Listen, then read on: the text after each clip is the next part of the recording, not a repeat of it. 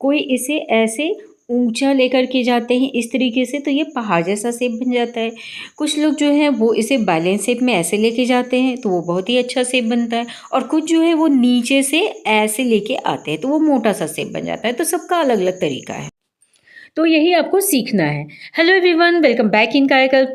First time आए हैं मेरे चैनल पे तो चैनल को सब्सक्राइब कर लीजिए, क्योंकि बहुत कुछ स्पेशल मैं आज बताने जा रही आपको हूँ। मोटा आईब्रो चाहिए या पतला चाहिए? ज़्यादा मोटा भी नहीं, ज़्यादा पतला भी नहीं। और पूरे वीडियो को देखिए, अच्छा लगे तो लाइक कमेंट शेयर करना ना भूलिएगा। तो सबसे पहले मैं क्या कर रही हूँ, ऊपर से बढ़े हुए हेयर को छोटे से सीजर से इस तरह से लेकर के कट कर ले रही हूँ, दोनों आईब्रो को सेम सेम, ताकि आप अगर बिगनर्स हो तो आपको प्रॉब्लम ना हो कि दोनों सेम कैसे बनाया जाए। तो इसके लिए मैं इस तरह से कर ली, और अब धागे को लीजिए और इस तरीके से जैसे मैं बैठा रही हूँ इस तरीके से आपको बैठाना है। बिल्कुल धागे को आराम से रखना है। देखिए बहुत ही आईब्रो में ग्रोथ है, तो थोड़ा सा इस तरह से हल्का हल्का निकालना है। यहाँ पे मैं थिक आईब्रो बनाने वाली हूँ, और सेम सेम दूसरे साइड भी मैं देखिए किस तरह से ऐसे बैठा रही हूँ। थोड़ा ही हेयर निकालना है और बहुत अच्छे से सामने से आपको देखते रहना है कि आपका दोनों आईब्रो एक जैसा हो रहा है या नहीं।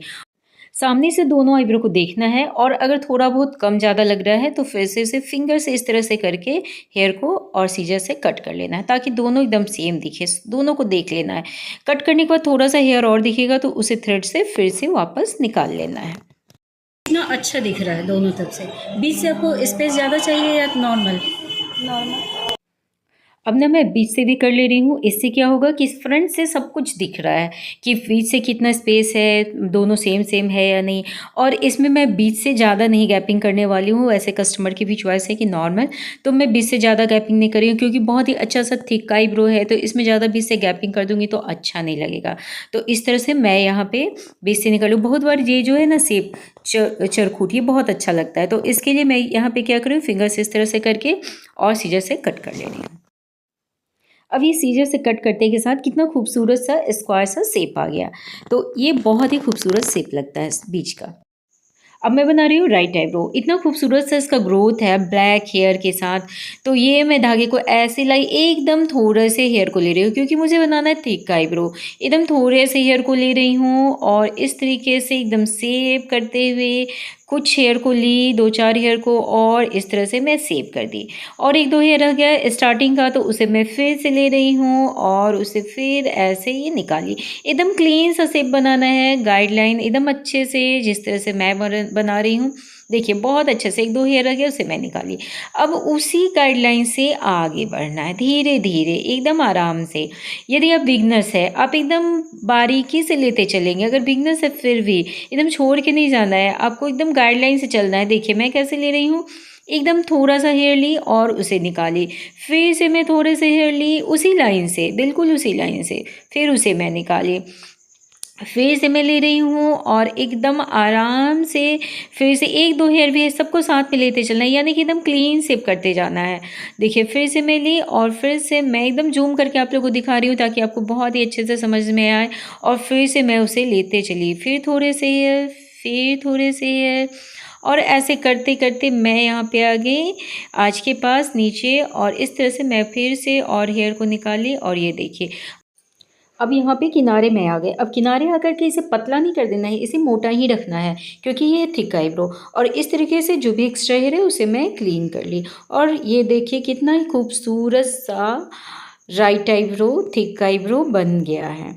तो चलिए अब मैं बना रही हूँ लेफ़्ट आईब्रो। लेफ़्ट आईब्रो में मैं थोड़ा सा तो पहले बता चुकी थी, दोनों को सेम सेम कर लेने के लिए। अब थोड़ा सा और मैं आज तक बढ़ जा रही हूँ। थोड़ा सा आप भी इस तरह से कर लेंगे ना सामने से, तो बहुत ही अच्छे से शेप आ जाता है। फिर आपका दोनों आईब्रो ऊंचा नीचा मोटा पतला कभी नहीं होगा। तो इस तरह से आप देख लेंगे। फ्रंट से इतना मैं मिला ली, और अब मैं आ जा रही हूँ पीछे और लेफ़्ट आईब्रो का नीचे बनाने जा रही हूँ। और लेफ़्ट आईब्रो का बनाने में ये प्रॉब्लम होती है कि कहाँ से बनाएं, क्योंकि पीछे से अच्छे से नहीं दिखता है। तो आप क्या करेंगे, पूरा पीछे नहीं खड़े होंगे, थोड़े से साइड में आके खड़े होंगे, जैसे मैं थोड़े से साइड में आके खड़ी हूँ। और इस तरह से अब आप कस्टमर के हेड को भी अपने तरफ कर लीजिए, कंफर्टेबल, आपको जैसे भी कंफर्टेबल हो वैसे कर लीजिए और उसके बाद आप काम करें। तो इस तरह से मैं एकदम से बैक में नहीं हूँ, एक थोड़े से साइड में आ गई हूँ और अब मैं यहाँ पे शेप कर रही हूँ। थोड़ा तो दोनों का पता चल ही जाता है कि किस तरह का शेप करना है। तो मैं यहाँ पे ले ली हूँ, एक गाइडलाइन ले रही हूँ और यदि फिर भी आपको नहीं समझ में आता है तो आप क्या करें कि थोड़ा सा बनाने के बाद आप थोड़ा मोटा ही रखें और इसके बाद फिर से आप फ्रंट से देख लें कि हाँ दोनों सेम सेम बन तो रहा है और इसके बाद आपका दोनों सेम बन जाएगा। अगर थोड़ा बहुत कम ज़्यादा लग रहा है तो आप फिर से वो कर लें। गाइडलाइन उसी तरीके से मैं बना रही हूँ जिस तरीके से राइट आईब्रो में बनाई थी।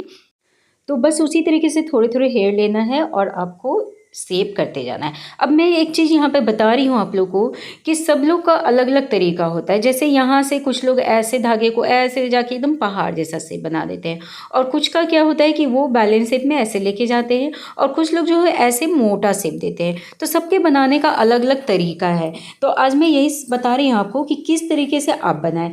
यदि आपका प्रैक्टिस अच्छा हो चुका है तो कस्टमर जैसा बताए वैसा आप कर सकते हैं। कस्टमर की चॉइस को समझिए और उस तरीके से कीजिए। यदि कस्टमर चाहते हैं कि उनको ऊंचा चाहिए तो ऐसे धागे को ऊपर लेके जाइए और ऐसे निकाल दीजिए, तो आपका क्या होगा, पूरा ऊंचा वाला शेप आ जाएगा जो पहाड़ जैसा था। और जो अगर मोटा बोले तो आप थोड़ा या नीचे से ले जा सकते हो और ऊपर से भी कट कर सकते हैं। बट मैं यहाँ पे बनाती हूँ इस तरह का शेप और मेरा जो तरीका है वो मेरे क्लाइंट को पसंद आता है। और आपको कितना पसंद आता है वो भी मुझे कमेंट करके बताइएगा। तो मैं ये वाला शेप बनाती हूँ जो मैं अभी कर रही हूँ, यानी मैं ना बहुत ज़्यादा ऊँचा करती हूँ और ना बहुत ज़्यादा नीचा बनाती हूँ। मेरा ये शेप है। तो इस तरह से मैं ऊपर लग जाती हूँ बैलेंस शेप में और फिर मैं वहाँ से थोड़ा सा कर्व करते हुए नीचे की तरफ ऐसे आ जाती हूँ। तो मुझे आप ज़रूर कमेंट करके बताइएगा। अगर पूरा वीडियो देख रहे हैं तो आपको जो मैं आपसे पूछ रही हूँ आपको पता होगा, तो आप मुझे कमेंट करके बताइएगा कि आपको मेरा दिया हुआ शेप कैसा लगता है। अब इतना तो हो गया। अब मैं आप लोग को बता रही हूँ कि एक क्लीन शेप कैसे दिया जाए। जो कि ये आईब्रो बन गया है बस क्लीन शेप नहीं दिख रहा है। तो इसके लिए क्या करना है, धागे को एकदम से टाइट रखना है दोनों तरफ से और एकदम से धागे को आईब्रो के ऊपर ऐसे बैठाना है लाइन पे, गाइडलाइन पे। और आपका जो एक्स्ट्रा हेयर है ना बस वही आएगा, उसके अलावा एक दो हेयर भी एक्स्ट्रा नहीं आएगा। बस आपको क्या करना है, धागे को बिल्कुल ही टाइट करके वहाँ पे बैठाना है। टाइट मीन्स धागे को टाइट रखना है, स्किन पे नहीं बैठाना है ज़्यादा तेज। तो इस तरह से आपका एकदम जो एक्स्ट्रा हेयर है ना वही आएगा और एकदम से बहुत ही अच्छा सा क्लीन शेप बन जाएगा। तो आपको ये वाले रूल को अपनाना है क्लीन शेप करने के लिए। और इतना करने के बाद आप देखिए आईब्रो बहुत ही अच्छे से बन गया है।